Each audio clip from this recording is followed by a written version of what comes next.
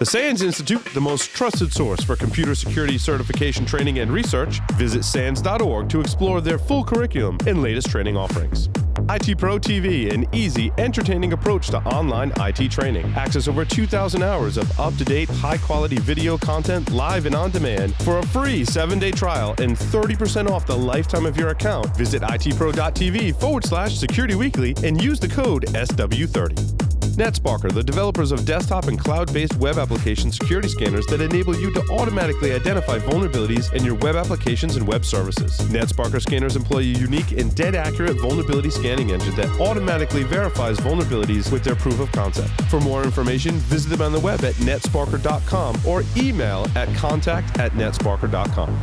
Logarithm's Netmon Freemium delivers real-time network visibility to quickly identify emerging threats in your IT environment. Netmon Freemium is a free commercial-grade network forensics and traffic analytics solution. You can use Netmon Freemium's powerful capabilities to search against all observed network traffic, identify abnormal traffic patterns and application usage, and quickly analyze full packet captures. Take the first step towards real-time network visibility. Visit logarithm.com/freemium to learn more and download it today.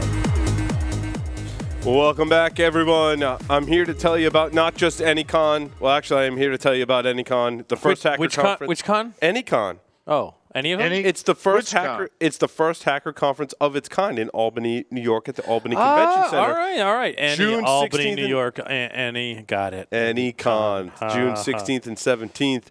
It's going to feature a capture the flag competition, hardware hacking village, ping pong tournament, several tracks in a family-friendly environment with a keynote delivered by none other than Dave Kennedy or a clone of Dave Kennedy, we're not sure which. Doug White from Security Weekly will be there doing hacker movie trivia segments and giving away hacker movie themed glassware as well as Security Weekly t-shirts. Excellent. And anything else that we've ordered that might come in before then, because we've got some special things for certain people. Some things are for everyone, some things are for certain people. Challenge coins are for certain people. I'm speaking there too. And Jeff Mann will be there speaking as well. And it'll be the actual Jeff Mann, not a Jeff Mann clone, because Jeff Mann he's the original Jeff Mann. One and only. And so we do now have challenge coins. All the glassware is in. So we'll have a selection of glassware. We've ordered, business cards for Security Weekly host and stuff. So you'll get those when those come in. And we've got stickers on order. We've got the first male version of the Hack Naked sticker coming in, which everyone I'm sure is going to love. It's awesome. So we've got a male and female version Hack Naked sticker. Smaller so they can go on your laptop, which will be awesome.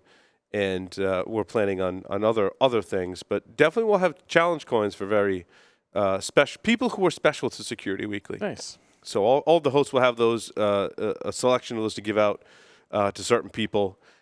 Some will be mailed out to certain individuals who are not hosts on the show. So expect those, guys, which is it's pretty cool. It's pretty cool. Larry bugged me for a long time to do challenge coins. We finally have challenge coins. Finally.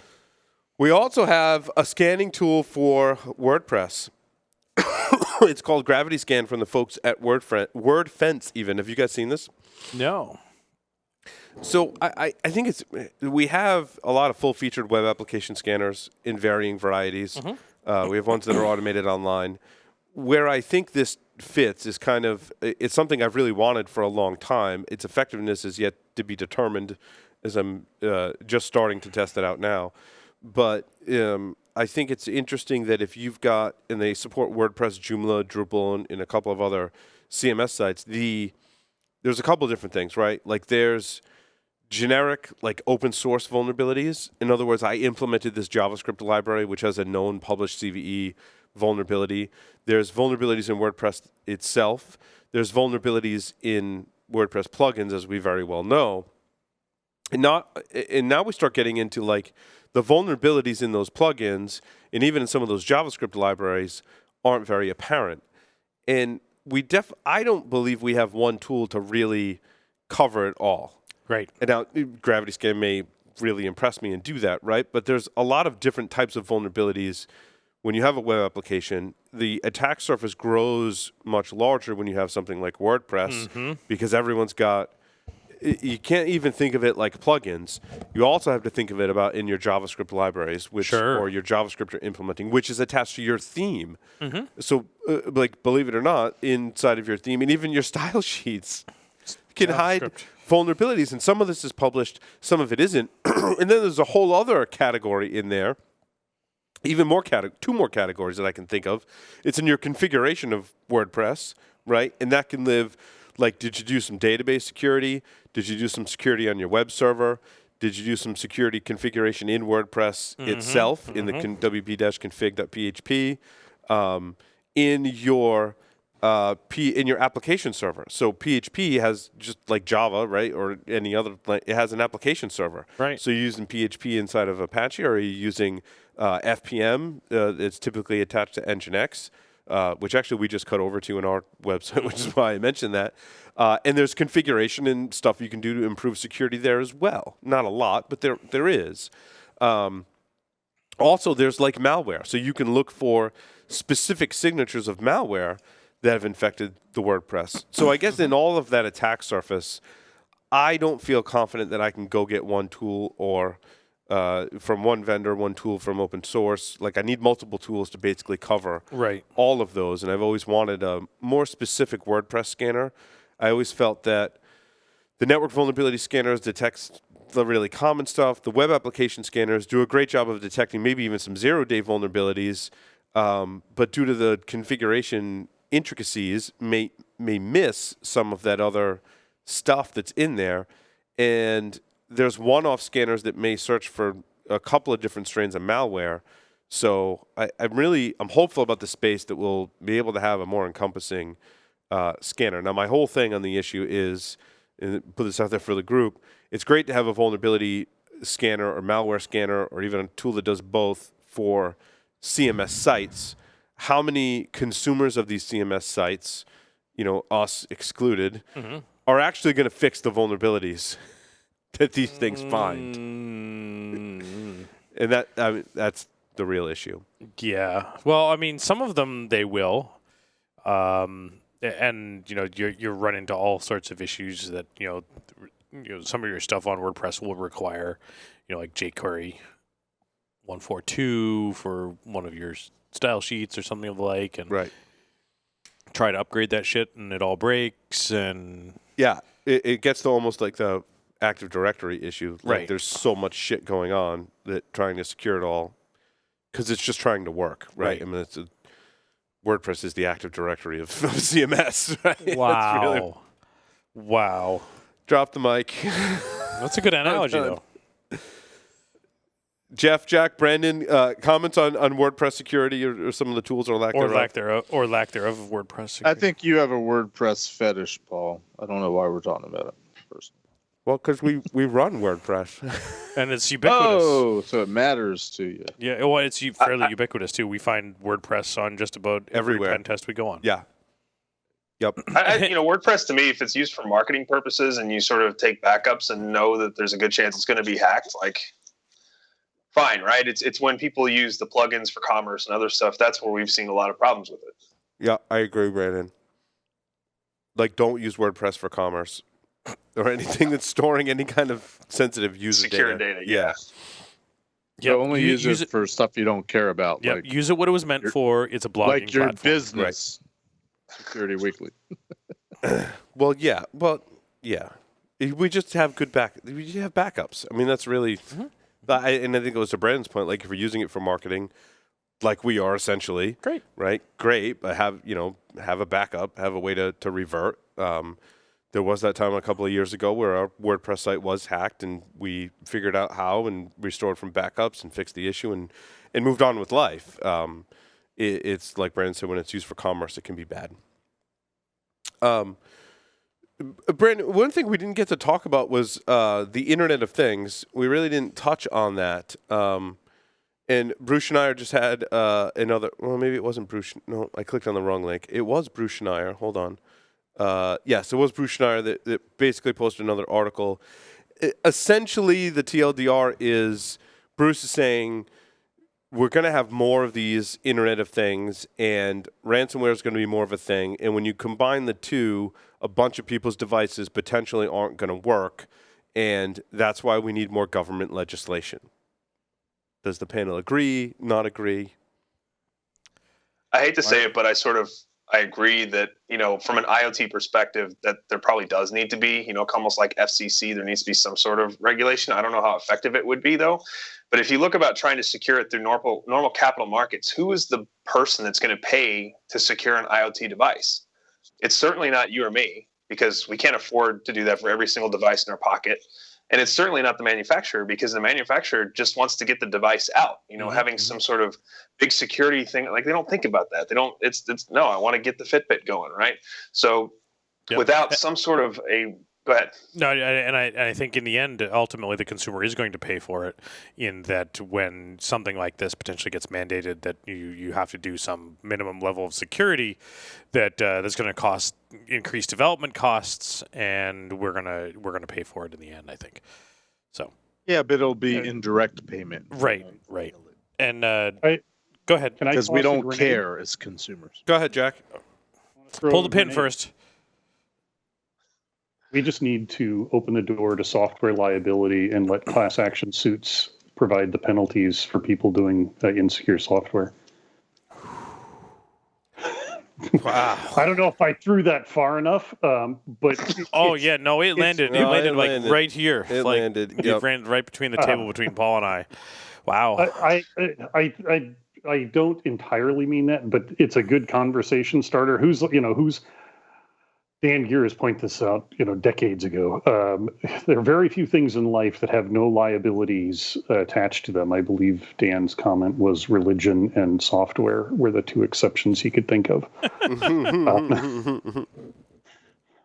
Well, it is true. I mean, if you get ahead of the problem in software, you can certainly control the costs, right? But as market pressures have shown historically over time, no one really does that. They just want to get stuff out to market. And not everyone is Microsoft that can say, well, our customers are, first of all, a couple things happen there. One, their customers were like, we want more security because it's impacting our ability to use the software. And two, Microsoft was large enough that they could have experts and stop development for some time and implement good software practices and really set the standard for that. But not everyone is. Microsoft's arguably the largest software company in the world. Right. Now we have to apply some model that's going to allow your car manufacturer or your Fitbit or your cell phone or your camera to have that same level of security and attention to the security process that is built in the software, the SDLC. I don't know. I think that as much as I still carry scars from decades in the car business, I think the auto industry is an interesting place because that's an industry that really understands liability, right? Mm-hmm. I mean, you don't work at a management or above level in the auto industry. I mean, dealerships are different, but in the industry itself, unless you're comfortable with the fact that when you wake up in the morning, your entire industry is based on one of the key components is putting a dollar value on human life. Because otherwise, you don't know how bright to make headlights.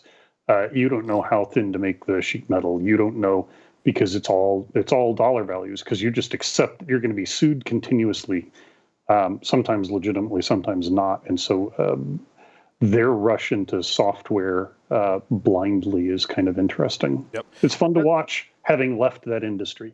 That's an interesting analogy, Jack, because, having said that, and I agree with you, how many years did it take for, automobiles to have seatbelts as a mandatory? Oh, yeah. There had to be a airbags, right? Side panel airbags. There had to be a combination of market pressure and government regulation to push them in that direction. Right. And actually, the airbags, you can make a pretty strong argument that they've gone overboard well beyond that because survivability rates, at least according Is to that the a last safety three. issue? That's safety consideration or a liability consideration? Yeah, well, see, there's that's a whole nother. That's not even a podcast. That's a dissertation.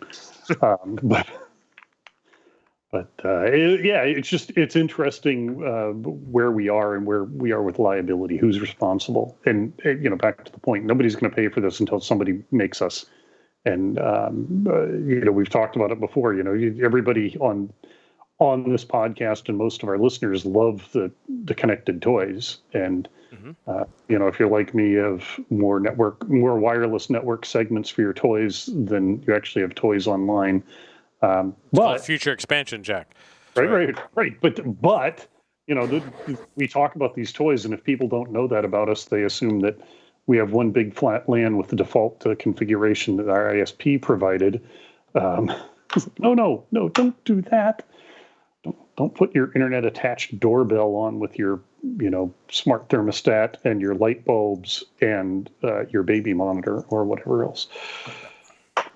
So one of the things that I think would be potentially interesting about Jack's grenade about opening up software liability issues is that I really think that it may stifle innovation, as it were. It's my concern too. Given that hey, I'm going to write a piece of software, and if someone gets compromised because of it, I'm now liable because I did a crappy job.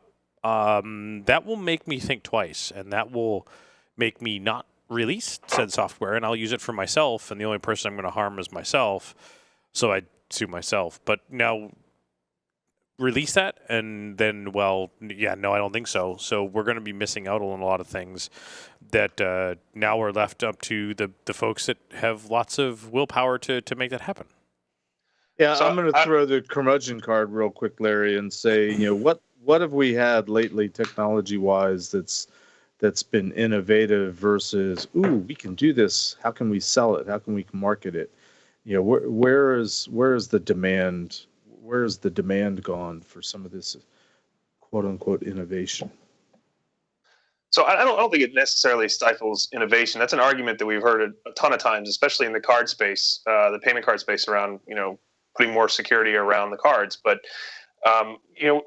the bigger issue is, I think, when there's a commercial agreement, right? So if I'm going to make software and I'm going to sell that software to individuals, having some sort of a liability there would make me think twice about writing crappy software. But if I'm doing open source things to, show a cool project, or if I sell it to Microsoft or Google, who does have the ability to go back and do the right, security controls on top of it, the innovation can still happen. Mm-hmm. But you've got to put that out there in the marketplace to begin with, to have folks take interest in it, to have Microsoft want to gobble it up, which at this point you're putting yourself out there to that software liability thing. Well, and then the question becomes, who takes on the liability? Let's say I'm a commercial company and I'm using an open source code in my product. Sure. And the open source code has the vulnerability, or my code has the vulnerability, or the combination of the two. Like, who's liable for that? And I'm thinking of like Raspberry Pi. There's actually a lot of commercial solutions based on Raspberry Pi and Raspbian. Mm-hmm. And as it stands today, I still don't think the default password thing in Raspbian, I don't think they have a great fix for that. Nope. Because it's still there. You just have to enable SSH. So who's liable in that? Is it the commercial? I mean, obviously the logical thing is to go after the commercial organization. I'll bring this to one of our stories that we've got on there for what is it, Samba Cry that they're calling it now. The issues with remote command execution or remote code execution on Samba. HTML tweeted the one-liner in Metasploit. Yeah, it's ridiculous. And it's been around for a long time. 7 years. And there is, I can't remember whether it was D-Link or Netgear said that they based their NAS code around Samba. Yep. And a lot of people did. And they're vulnerable. Mm-hmm. So now you have a commercial product using open source stuff, and now who's the one that's liable? Is it the open source project, or is it D-Link Netgear? It's a good question.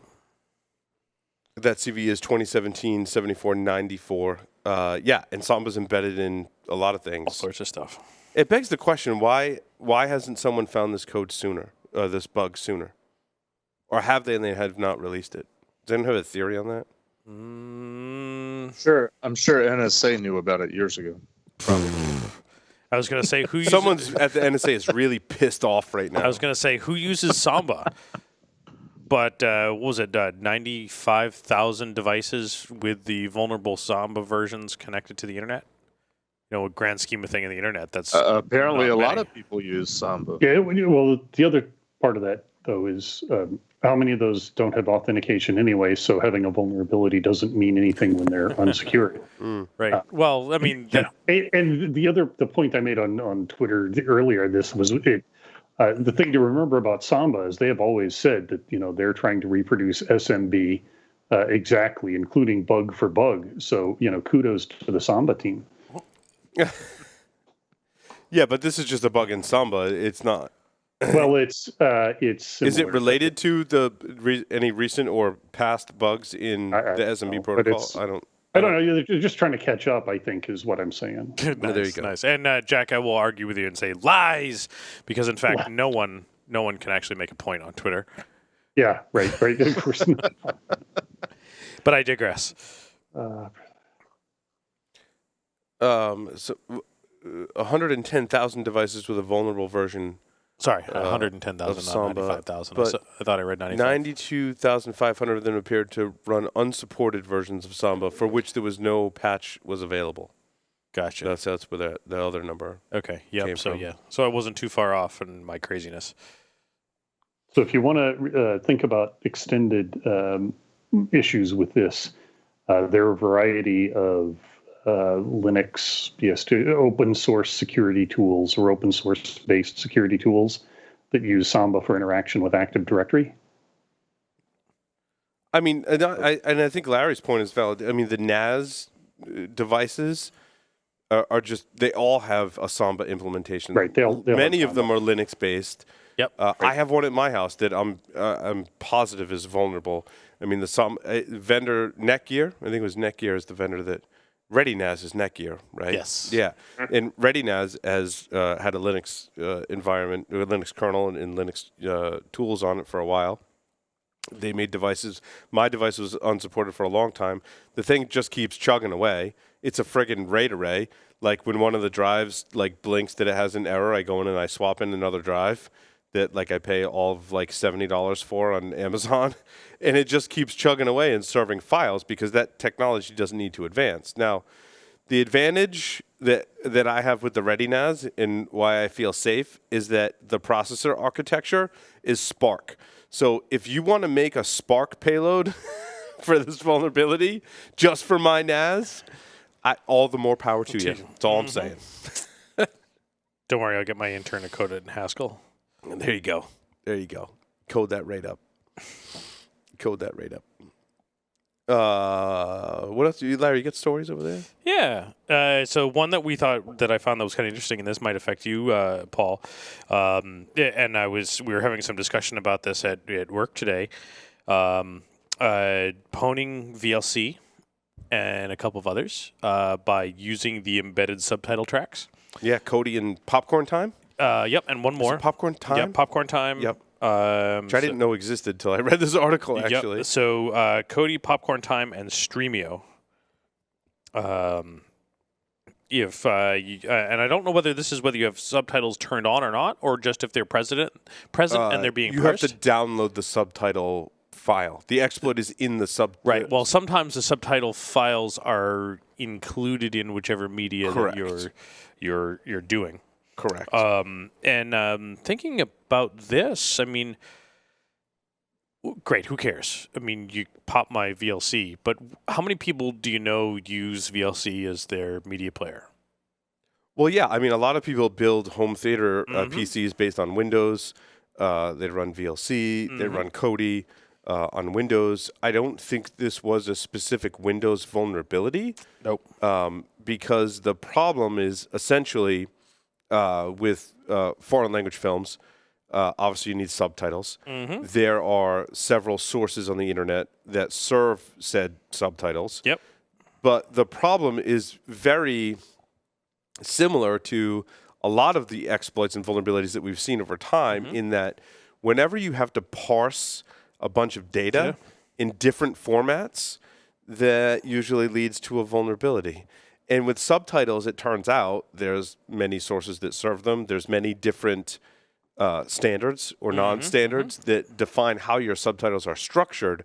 So in an application like VLC or Kodi wants to support as many different subtitle formats as possible, they have to write code that's parsing data in multiple different formats. The more complexity you add, the more opportunities there are and for inevitably, mistakes. when you're parsing data like that, there's going to be a vulnerability. And it was Checkpoint research that figured out that basically you can trigger code execution off of the way that these different media players parse subtitles. And you're not really validating, like, the reason you said that, Larry, as it pertains to me is because I'm a huge fan of foreign language films. Exactly. Specifically kung fu movies, for which a lot of them you need subtitles. And you have to go get those subtitles, and you're like, oh, I don't know. There's like a list of 6 sites that may come with my media player, and I'm like, like download subtitles. And sometimes, depending on where you're getting the content, it already has those subtitles included in the media. Correct. And my thinking on some of this, that we were starting to think about going down the rabbit hole a little bit of this was, I'd argue that maybe someone that's a little bit more technically savvy is the one that is using VLC or Kodi or something of the like to process their media. Those folks may also be have more proclivity to get that media from various online sources and maybe not from legitimate places. Correct. So if I wanted to compromise a bunch of machines in specific locales, one of the things I'd consider would be releasing, say, a movie like Guardians of the Galaxy 2, which is like in theaters now or something like that. It's new. I'm excited about that. And huge Guardians of the Galaxy fan. Release it before anybody else. And if you want to compromise a bunch of machines in Russia, include Russian subtitles. Right. It can be very specific like that. Yep. And now you're also potentially targeting folks that are a little bit more technically sophisticated, that maybe are using that in their enterprise environment. You're getting some very interesting attack paths for something like that. Absolutely. That was my thought on it. One could speculate, given your theory, Larry, that nation states have probably figured out, considering how well you can target, because you're targeting by language. If I thought of it, someone else has thought of it. We've said this many times. States have probably thought of it. It's a very interesting attack. And not only that, I think it preys on an interesting point, is that, being a fan of kung fu movies, for example, there's a lot of things that would compel you, not me, but someone, to illegally obtain said films because of a couple of different things. One, general availability. In other words, if it's a foreign language film, it means I can't go to my U.S. Amazon store or Netflix or my local DVD store if I'm compelled to buy a DVD. Most people don't do today. Do they exist anymore, Paul? And that's another good point, right? I can't just go buy the new Chinese language film that is doing really well in China because they haven't released it in the U.S. yet. So I'm going to go get it online. The other thing is, if I do want to go purchase movies that are made outside of the U.S., as an example, there's region coding on DVD players. Right. So then you have to get a region-free encoding. Then you have to hack your DVD player or your Blu-ray player to play region-free. Or you use software on your computer that doesn't care what the region is. Right, exactly. It's just easier to go pirate the movie, essentially, and then go find – the point is you have to go find subtitles. Because you don't have the DVD, you have to rely on someone who's posted the subtitles somewhere. So, maybe someday you should just learn the damn language, Paul. Believe it or not, I've watched enough kung fu movies that I can pick up on some keywords that frequently occur in kung fu movies. The other option is you have to watch them when they're dubbed, which newer movies I'm not a huge fan of, because it just once you've watched them in the original language with subtitles, when you go watch one that's dubbed, but the old school ones are fun to watch dubbed because the dubbing is so bad. Oh yeah, it's totally. There's you want to fight? You want to fight? Yeah. There's a good reason for that, actually, because in the 70s, kung fu movies were coming out like at a fast clip. Sure. Like at the rate of which porn movies are produced, like Taiwan and Hong Kong. I mean, they were just producing tons and tons of kung fu movies, and they wanted to dub them all really fast. So they found people who were willing to just work and do like 4 movies a day, 5 movies a day at a really fast clip. They weren't given like really any preparation or really any like advanced tools or training. They're just like, yeah. And they didn't have a grasp of translation. Like their grasp of translation wasn't low, was maybe medium, not high. Right. And so, yeah, there was this guy actually who did a lot of the dubbing for the old school Kung Fu movies, wrote an article. I think I referenced it in my Kung Fu talk. I think I linked to it in my Kung Fu talk. And basically wrote an article like, yeah, like here's why the dubbing is so bad. And it was all those circumstances that led to they were just cranking out the dubs for all Cranking these out the movies. dubs. Cranking out the dubs. Using like boxing gloves or mitts and like ridiculous things to make the sound effects to recreate the soundtrack, and they were just doing it really fast, and that's why the dubbing is so. But the old school ones I'll watch dubbed because they're just so funny to watch dubbed, and it was a lot of the same voice actors that did all of the movies, so you can recognize the person's voice across multiple movies, and they would all translate it the same way. And include all of the same like catchphrases, right? So like the translation from Chinese, whether Cantonese or Mandarin, to English is not.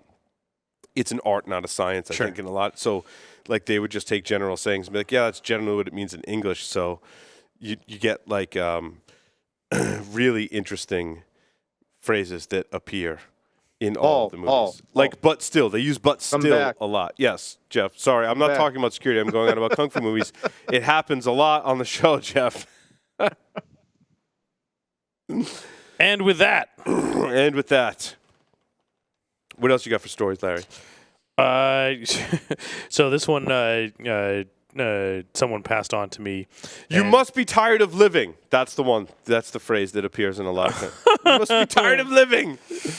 But I swear there's multiple Chinese phrases that translate to "you must be tired of living" because they say that a lot. Sorry. All right, I'm done back. now. No, I'm really done. So, and I apologize. This is behind the Wall Street Journal paywall, so I didn't get a chance to read the entire thing. But you got a pretty good idea as to about the first 2 paragraphs or so.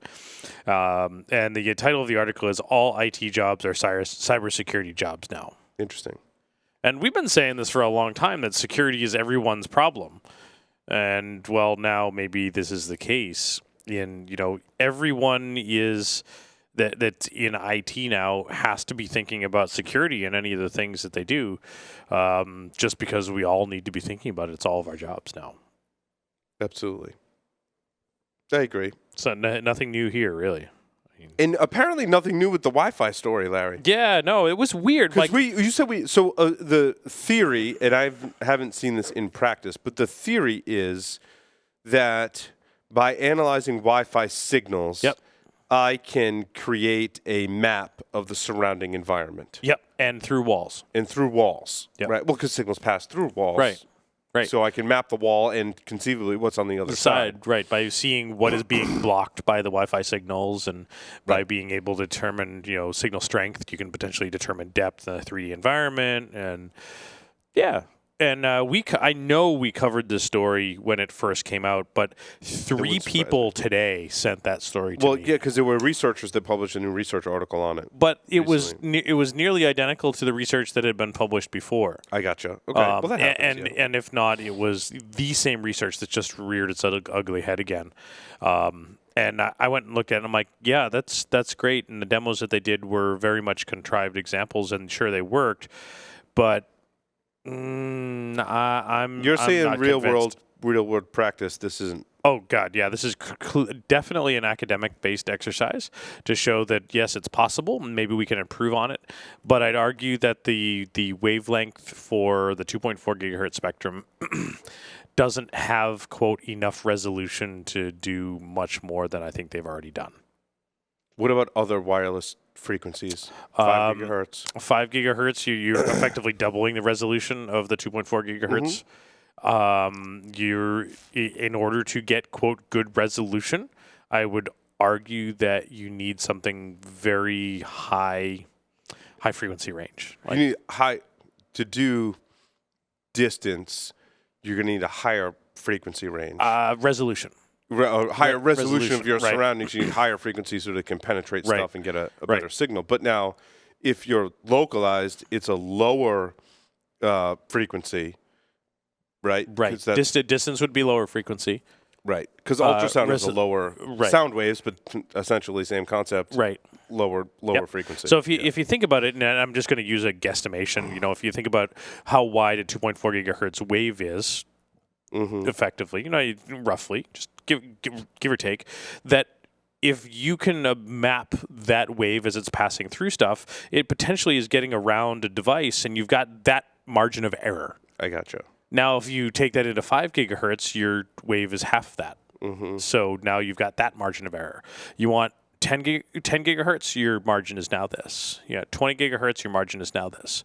So the higher gigahertz range you're going to go up, you're going to have smaller waves, which you're going to reduce your margin of error for doing, quote, the image.